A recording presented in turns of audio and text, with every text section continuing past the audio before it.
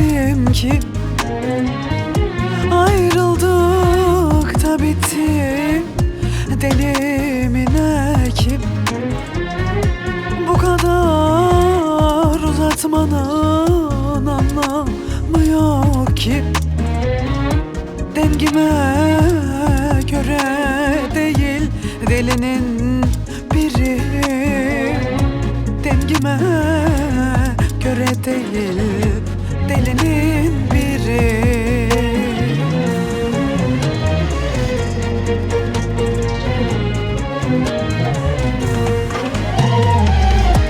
Belki de gözünde ben bir deliyim, sevmeyi bilmeyen bir serseriyim, bir vefasız zalimin eseriyim.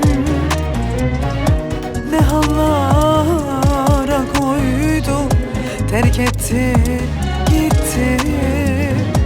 Dengime göre değil manyağın biri.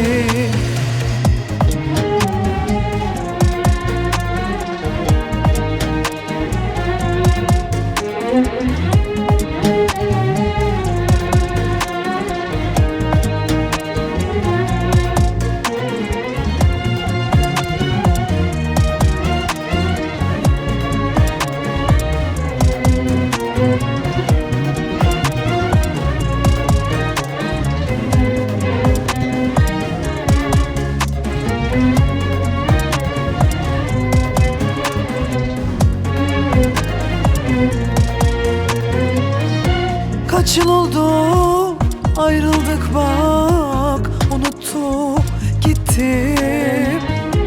Bıraktım yerdeyim, bak ömrüm bitti. Geleceksen dön gel zalim, bak ömrüm bitti.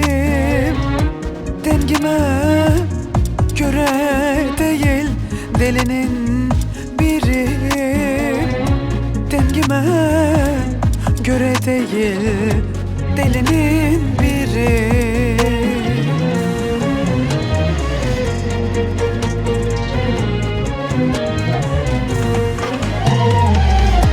Belki de gözünde ben bir deliyim, sevmeyi bilmeyen bir serseriyim,